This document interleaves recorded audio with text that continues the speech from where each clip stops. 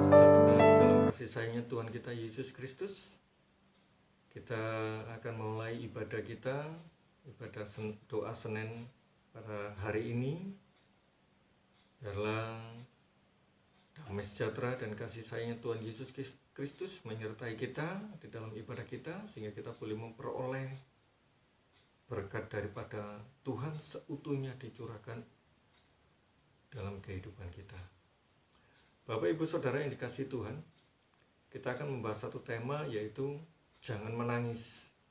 Kita akan membuka di Lukas 7 ayat 11 sampai dengan 15 ya. Kita akan membuka di Lukas 7 ayat 11 sampai dengan 15. Begini firman Tuhan. Kemudian Yesus pergi ke suatu kota yang bernama Nain. Murid-muridnya pergi bersama-sama dengan dia, dan juga orang banyak menyertainya berbondong-bondong.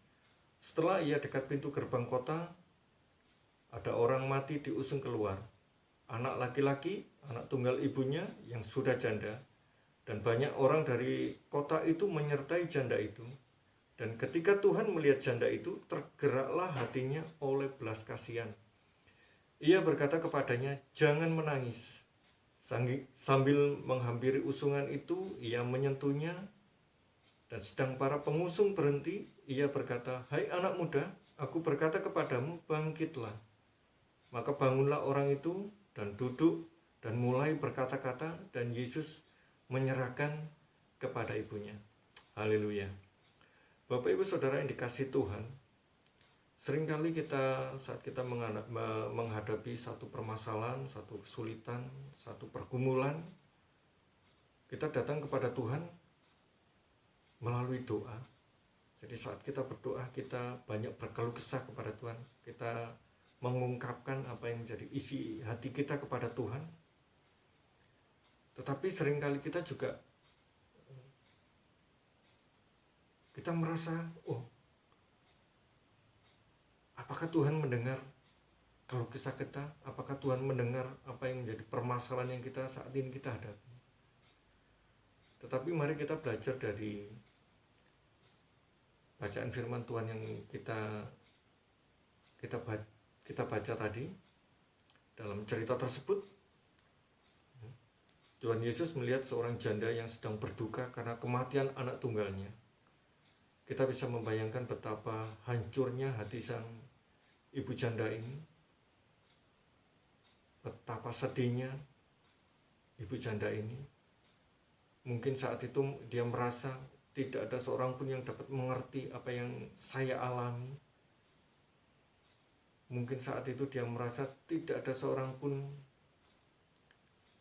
yang merasakan beban berat seperti yang saya alami, ya. Tetapi kemudian di ayat 13,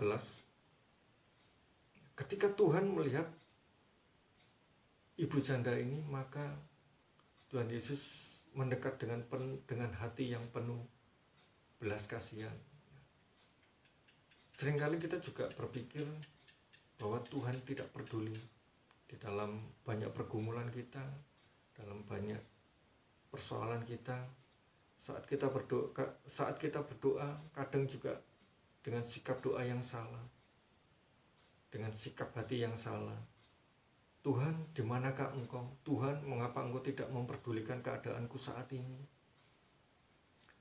Tetapi Bapak Ibu Saudara yang dikasihi Tuhan, Tuhan tahu pergumulan kita. Tuhan tahu apa yang menjadi permasalahan kita. Sama seperti ibu janda tadi, begitu Tuhan melihat, tergeraklah hati Tuhan dengan belas kasihan. Di ayat yang lain Tuhan mengatakan, "Marilah yang letih lesu dan yang berbeban berat, marilah datang kepadaku." Itu tandanya Tuhan tahu apa yang menjadi pergumulan kita. Tuhan ingin supaya kita tahu bahwa kita tidak sendirian. Tuhan menyediakan waktu, menyediakan dirinya untuk mendengarkan apa yang menjadi keluh kesah kita, apa yang menjadi pergumulan kita, apa yang menjadi permohonan kita kepada Tuhan. Dia mendengar kesusahan kita. Bahkan Tuhan juga memberikan jalan keluar untuk kita. Mari kita belajar kepada ibu dan pengusung tadi. Saat mereka berhenti, dia membiarkan Tuhan itu untuk menyentuh anak muda yang mati itu. Apa artinya? Artinya adalah, maukah kita berhenti sebentar dari segala kekhawatiran kita, segala kesibukan kita, dengan membiarkan kita memikirkan itu sendiri. Tuhan ingin kita berhenti sebentar dari segala persoalan tersebut dan membiarkan Tuhan untuk menyentuh kehidupan kita. Dengan apa? Menyentuh kehidupan kita dengan firman dan kebenarannya. Bapak Ibu Saudara yang dikasihi Tuhan, di ayat 14 tadi Tuhan mengatakan, sambil menghampiri usungan itu, ia menyentuhnya. Jadi Tuhan itu mengulurkan tangan belas kasihnya, sehingga anak ibu janda yang mati tadi boleh dibangkitkan oleh Tuhan. Jadi hasilnya adalah kuasa kebangkitan. Jadi saat kita berhenti sejenak, biarlah Tuhan melakukan apa yang menjadi kekuasaannya untuk kita. Kuasa kebangkitan yang dinyatakan kepada ibu janda tadi, kuasa kebangkitan menghapus untuk segala kemustahilan. Yang mati menjadi bangkit, masalah mustahil menjadi tidak mustahil. Biarlah kita juga boleh belajar daripada perikop tadi di atas. Mari kita menyerahkan segala sesuatunya kepada Tuhan, dan biarlah Tuhan yang memberikan jalan keluar bagi kita. Jadi kuasa kebangkitan yang dinyatakan Tuhan menolong nikah. Menolong nikah apa artinya? Jadi Tuhan menolong kehidupan nikah ibu tersebut, ibu janda tersebut, dan buah nikahnya yang mati, anaknya yang mati dihidupkan kembali, sehingga kehidupan nikah dan buah nikahnya boleh menjadi penuh kebahagiaan. Ya. Mari Bapak Ibu Saudara yang dikasihi Tuhan, mungkin saat ini kita mengalami banyak tangisan, banyak pahit getir dalam kehidupan kita. Mari kita datang kepada Tuhan, dan biarlah kehidupan kita boleh ditolong oleh Tuhan, dan biarlah Tuhan boleh melakukan apa yang menjadi kekuasaan Tuhan, apa yang menjadi otoritas Tuhan, sehingga kuasanya boleh semakin dinyatakan dalam kehidupan kita. Mari kita belajar kepada ibu janda dalam perikop di atas. Ibu janda yang mungkin kecilnya tidak berdaya, penuh tangisan dalam kehidupannya, tetapi boleh ditolong oleh Tuhan, oleh kuasa kebangkitan, sehingga boleh menjadi kehidupan yang penuh kebahagiaan. Mari kita ulurkan tangan iman kita kepada Tuhan, dan biarkan Tuhan mengulurkan tangan belas kasihannya kepada kita, sehingga kita boleh mengalami satu mujizat. Kuasa Tuhan boleh menolong kehidupan kita, dan biarlah kita mengangkat tangan kita menyembah kepada Tuhan, dan biarlah tahu Tuhan mengulurkan tangannya kepada kita, agar keadaan kita boleh dipulihkan kembali seperti sedia kala.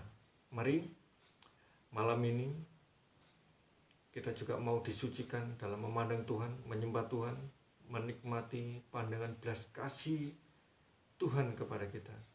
Kita akan membaca lagi di Ayub 31 ayat 4. Ayub 31 ayat 4. Bukankah Allah yang mengamati jalanku dan menghitung segala langkahku? Jadi saat kita memandang Tuhan, Tuhan juga mengamati jalan kita. Jadi Tuhan menghitung segala langkah kita. Artinya Tuhan memperhatikan setiap langkah hidup kita, setiap denyut nadi kita, setiap tarikan nafas kita. Tuhan tahu bahwa satu langkah saja jarak kita dengan maut. Bahwa Tuhan tahu bahwa satu langkah saja jarak kita dengan dosa. Sampai puncaknya dosa, yaitu celaka marabaya dan kebinasaan dalam api neraka. Mata Tuhan tidak melepaskan pandangannya dalam kehidupan kita. Tuhan memperhatikan nikah dan buah nikah kita, sama seperti ibu janda tadi yang diperhatikan oleh Tuhan.